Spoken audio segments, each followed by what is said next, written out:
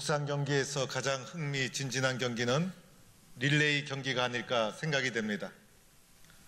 다른 경기는 특별한 문제가 없으면 기록한 대로 등수가 나오게 되어 있습니다. 그런데 릴레이에는 변수가 있는 것입니다. 바로 바톤 터치라는 것입니다. 아무리 잘 달려도 바톤 터치가 잘 되지 않으면 꼴찌 될 수가 있습니다.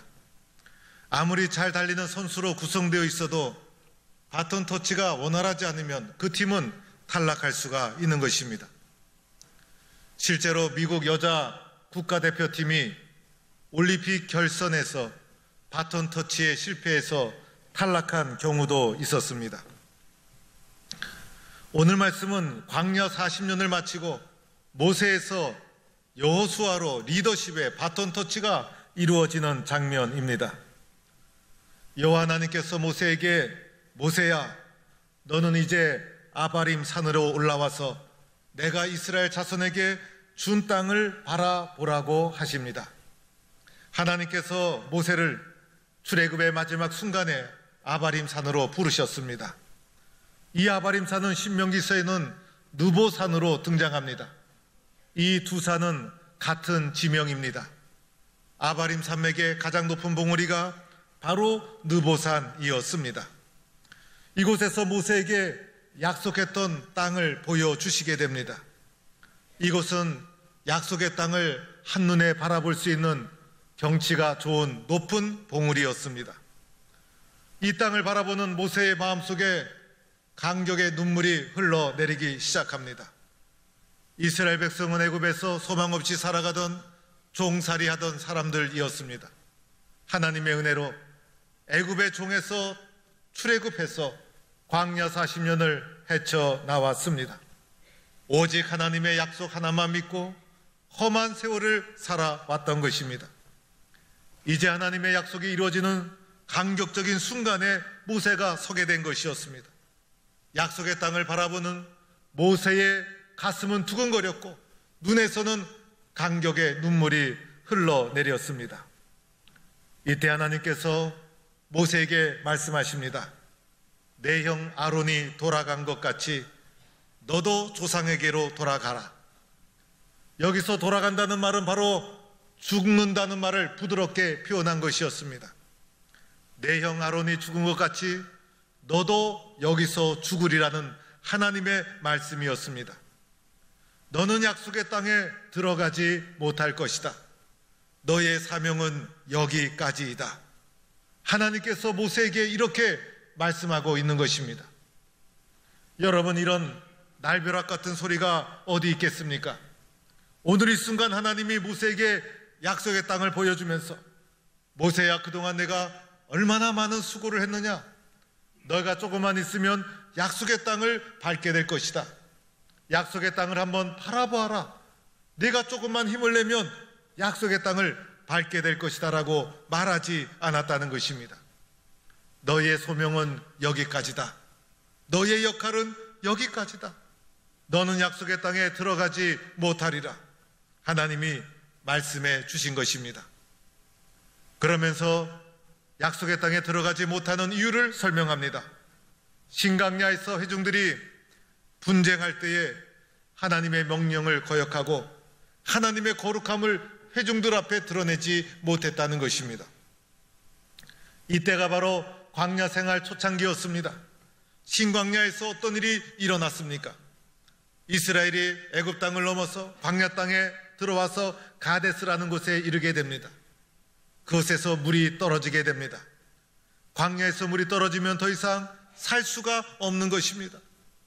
백성들이 물을 달라고 모세를 원망하고 다투기 시작합니다. 우리를 여기까지 끌고 와서 짐승들 앞에서 죽게 하느냐? 애굽에서 이 나쁜 곳으로 우리를 인도하여 냈느냐? 백성들이 모세와 아론에게 거칠게 항의합니다.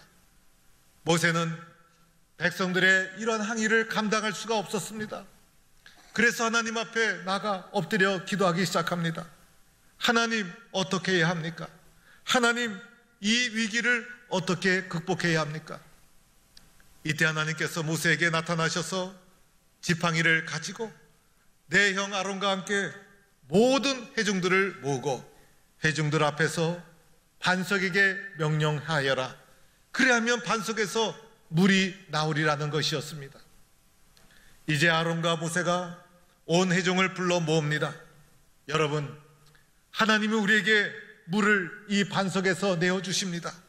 그러면서 모세가 오른손으로 들고 있었던 지팡이를 반석을 향해 2번 내리치게 됩니다. 그 결과 반석에서 물이 나와 백성들이 살게 되었던 사건이었습니다. 그런데 이때 모세는 하나님의 말씀대로 하지 않았던 것입니다. 하나님의 명령하라고 말씀해 주셨지만은 모세는 반석을 2번 치고 말았습니다. 모세가 왜 지팡이로 반석을 2번이나 쳤을까요? 아마 모세의 마음속에 백성들에 대한 섭섭한 마음, 분노의 마음이 가득 채워져 있다가 이것이 마음으로 표출이 되면서 반석을 2번 치게 되었던 것입니다. 하나님은 모세의 이러한 모습을 책망하고 있는 것입니다. 하나님의 말씀에 온전히 순종하지 못했다는 것입니다.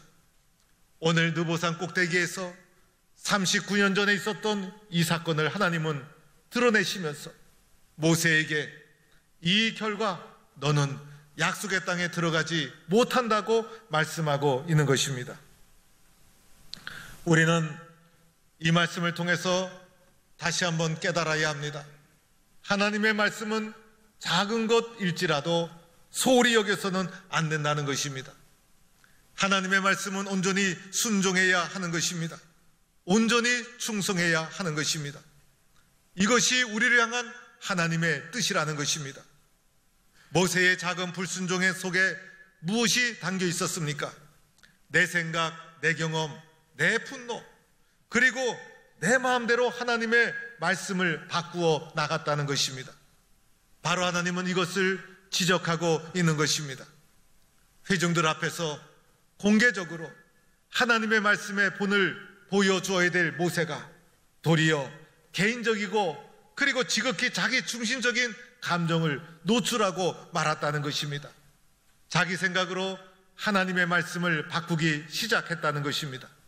이것은 공동체를 위기로 몰아넣을 수도 있었던 것이고 그래서 작은 일이라고 덮어줄 수가 없었던 것입니다. 하나님은 이것을 엄격하게 다루고 있다는 것입니다.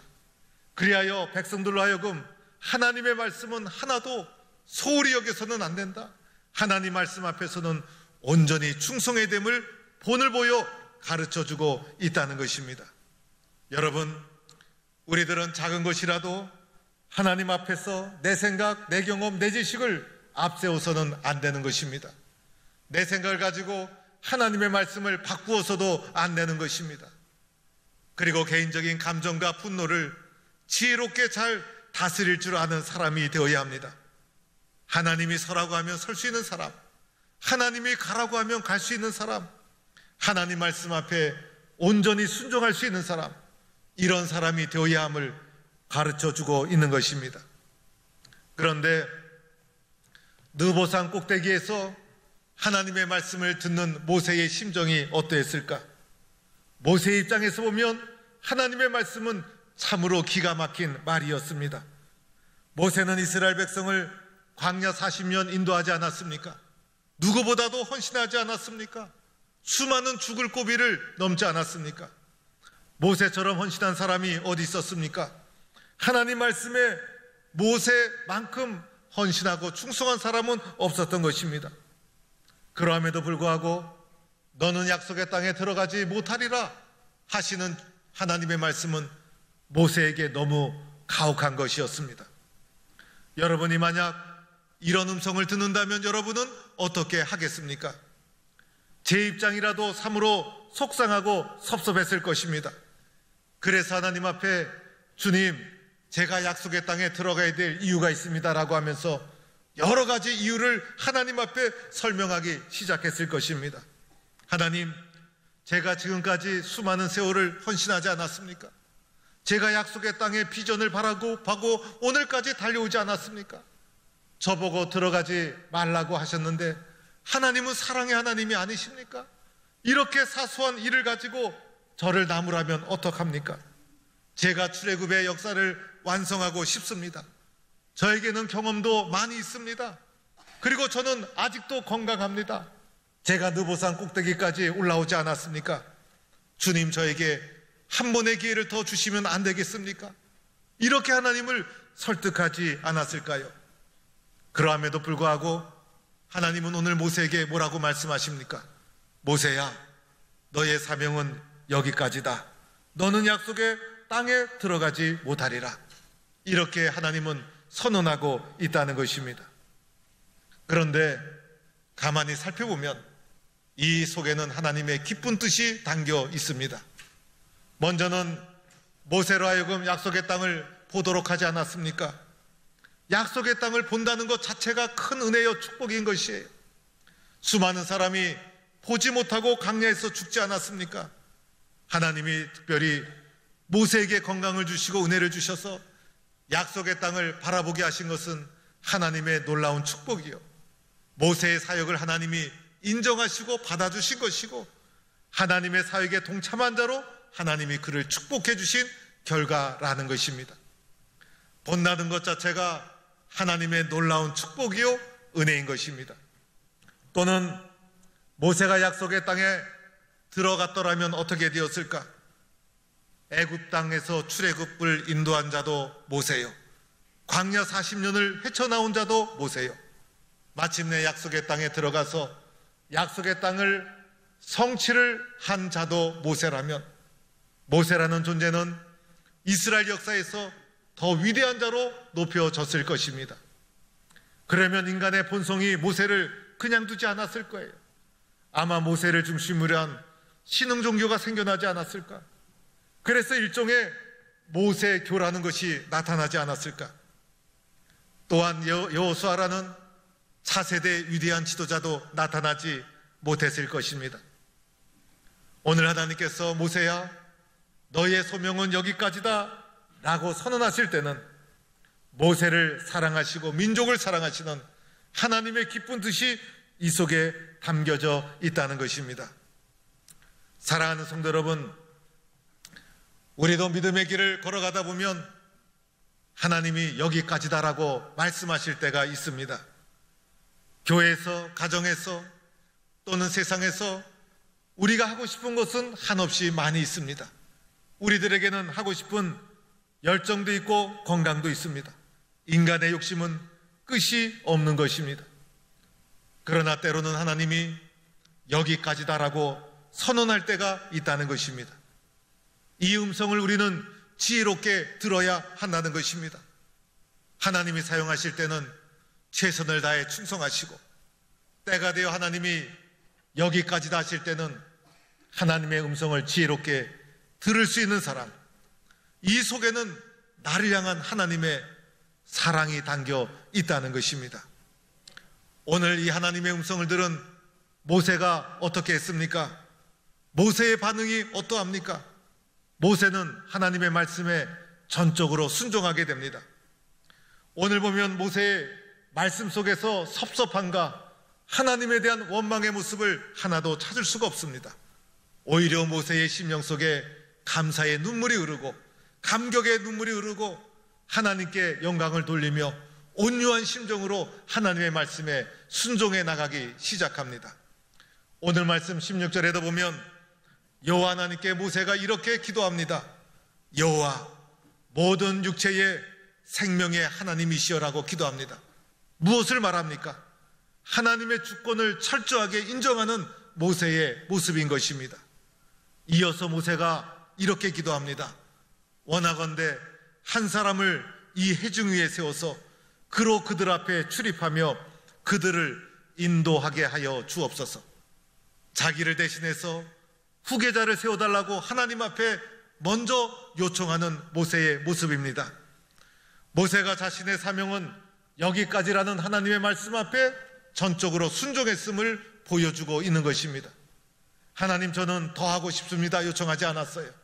하나님, 저를 대신해서 후계자를 세워주세요. 이렇게 스스로 먼저 요청하고 있다는 것입니다. 이어서 이렇게 하나님 앞에 요청합니다. 하나님, 이 회중이 목자 없는 양과 같이 되지 않게 하여 주옵소서. 이 민족이 목자 없는 양과 같이 되지 않게 하여 주옵소서. 백성을 위하고 백성을 위하고 민족을 위하는 목자의 심정을 모세가 보여주고 있는 것입니다. 모세는 자신의 체면, 자신의 명예가 중요하지 않았습니다. 나보다도 백성들을 소중하게 생각하고 목자 없는 양과 같이 되지 않게 하여 주옵소서. 오늘 우리가 배워야 될 소중한 리더십의 모습을 모세가 보여주고 있다는 것입니다. 모세의 이 아름다운 순종, 이때 모세의 마음이 어땠을까? 섭섭함과 원망을 찾아볼 수 없습니다. 도리어 온유함으로 받아들이고 기쁨으로 순종하고, 그리고 느보산에 올라 약속의 땅을 바라볼 때도 감격의 눈물을 흘리고, 순종할 때도 기쁨의 눈물을 흘리면서 순종하는 모세의 모습이었다는 것입니다. 모세의 기도를 들으신 여호와 하나님께서 어떻게 하셨습니까? 하나님께서는 모세야, 눈의 아들 여호수아가 예비되어 있다. 그를 세워라. 그는 그 안에 영이 머물고 있는 자다. 그리고 그를 데려다가 안수하고 그를 온 회중 앞에 세워서 모든 백성에게 내가 가지고 있었던 모든 존귀와 영광을 여호수아에게 다 돌려드려라. 그리하여서 여호수아가 너에게 순종했던 것처럼 모든 백성이 여호수아에게 순종하게 하여라. 이것이 여호와의 말씀이었던 것입니다. 여러분, 지금 모세가 병든 것도 아니고 쓰러진 것도 아니었어요. 느보산에 올라서 건강하게 자신의 삶을 지켜나가는 중이었습니다. 모세에게는 많은 경험도 있었습니다. 그런데 모세가 오늘 후계자를 세워달라는 요청에 하나님은 너무나 일찍 즉각적으로 응답해 주고 있는 것입니다. 너무 일찍 응답해 주시면 때로는 섭섭할 때가 있어요. 모세야, 후계자를 세워달라는 너의 요청을 나는 기특하게 받았다. 그런데 한 주간 정도 내가 생각해 보겠다. 하나님이 모세로 하여금 마음에 준비할 여유를 주지 않았어요. 즉각적으로 응답하면서 내가 준비해 둔 사람이 있다. 바로 여호수아다. 그는 그 안에 영이 머무는 자라. 그를 높여주기 시작합니다. 그리고 모세야, 그에게 직접 안수하고 내가 가지고 있었던 모든 존귀와 영광을 그에게 돌려드려라. 그에게 모든 것을 넘겨주어라. 하나님은 즉각적으로 모세에게 이렇게 요청하고 있는 것입니다. 오늘 하나님께서 여호수아를 선택한 기준이 무엇이었습니까? 그 안에 영이 머무는 자. 모세를 대신해서 여호수아를 선택할 때 하나님이 선택한 기준은 그 안에 영이 머무는 자였다는 것입니다. 선택의 과정에서 다른 것이 없었어요. 선택의 과정에서 다른 이유가 없었어요. 세상에 어떤 기술이나 배경이 필요하지 않았어요. 그 안에 영이 머무는가? 이것이 하나님의 선택의 기준이었어요. 오늘 우리가 주의 일을 할 때, 주님의 일을 하는데 가장 중요한 기준은 그 안에 하나님의 영이 거하는가? 내 안에 하나님의 영이 있는가? 내 자존심, 내 체면을 겸손히 내려놓을 수 있는가? 하나님의 영이 거하는 자는 하나님 앞에 자신을 겸손히 내려놓을 수가 있다는 것입니다. 하나님의 영이 거하는 남편, 하나님의 영이 거하는 아내, 하나님의 영이 거하는 성도, 하나님의 영이 거할 때 하나님의 말씀에 순종할 수 있고 하나님의 인도하심에 나를 내어드릴 수가 있는 것입니다. 하나님의 선택의 기준은 하나님의 영이 머무는 자였고 여호수아가 바로 이러한 사람이었습니다. 모세야, 그 여호수아에게 너도 모든 존귀를 돌려드려라. 그런데 하나님의 이러한 신속한 응답이 모세에게는 상처가 될 수 있지 않습니까? 그래도 사람이 마지막 순간에 좀 여유를 주고 모세를 칭찬하고 그리고 부드럽게 권력을 이양하도록 해야 할 터인데 하나님은 즉각적으로 모세에게 모든 영광과 존귀와 권력을 여호수아에게 이양해라. 까마득한 후배 여호수아를 가리키면서 그 안에 하나님의 영이 거하는 자다. 하나님은 이렇게 선포하고 있는 것입니다. 그런데 이 말씀을 들었음에도 불구하고 모세가 어떻게 했습니까? 23절에 가보니 여호와 하나님의 명령대로 여호와께서 모세에게 명령하신 대로 그대로 하였더라. 즉각적으로 순종한 모세의 모습을 보게 됩니다. 사랑하는 성도 여러분, 마침내 모세에서 여호수아로 지도력의 바톤 터치가 아름답게 이루어지고 모세는 하나님 앞에서 모든 영광을 내려놓게 됩니다. 이 과정 속에서 한탄하거나 원망하지 않습니다. 자신의 운명과 명예가 중요하지 않았습니다. 모세에게 가장 중요한 것은 하나님 한 분이셨고 어떻게 하면 하나님의 뜻을 드러낼 수 있을까? 하나님의 뜻을 드러내는 일이라면 자신의 모든 것을 내려놓을 수 있었던 사람이 바로 모세였다는 것입니다. 오늘 모세가 모든 것을 내려놓았다 할지라도 우리는 모세를 소홀히 여기지 않습니다. 처음도 아름다웠지만은 마지막이 더 아름다운 사람 모세. 그리하여 모세를 우리는 길이길이 존귀하게 여기게 됩니다. 하나님 앞에서 내 권리, 내 생각 다 내려놓고 온유한 심정으로 순종했던 모세와 같은 아름다운 모습. 때로는 섭섭할 수 있음에도 불구하고 원망의 마음이 들어올 수 있음에도 불구하고 오히려 감사와 기쁨의 눈물로 하나님께 영광을 돌려드릴 수 있었던 모세의 아름다운 모습. 이 모습이 저와 여러분의 모습이 될 수 있기를 축원합니다. 오늘날 우리는 이 땅에 살아가면서 세상을 변화시키는 하나님의 사람으로 살아가야 합니다. 이 땅에 살아가면서 영향력을 끼치는 사람이 되어야 합니다. 하나님의 말씀으로 세상에 자극과 도전을 주는 사람이 되어야 합니다. 오늘 이 나라의 민족의 가장 큰 비극이 무엇입니까? 모세와 같은 지도자를 만나지 못했다는 것입니다. 오늘 우리의 슬픈 현실이 무엇입니까? 모세와 같은 사람이 없다는 것입니다. 하나님은 모세와 같은 사람을 찾고 있습니다. 하나님은 모세와 같은 사람을 통해서 하나님의 뜻을 이루어가고 있다는 것입니다. 하나님, 저도 모세를 닮고 싶습니다. 하나님, 저도 모세처럼 순종하고 싶습니다.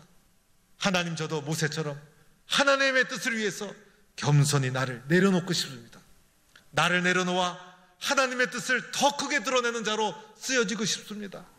그런데 저에게는 아직도 해결하지 못한 이기적인 욕심이 있습니다. 하나님, 나를 도와주세요. 말씀으로 나를 새롭게 해주세요. 하나님 앞에 우리 함께 기도할 수 있기를 바랍니다.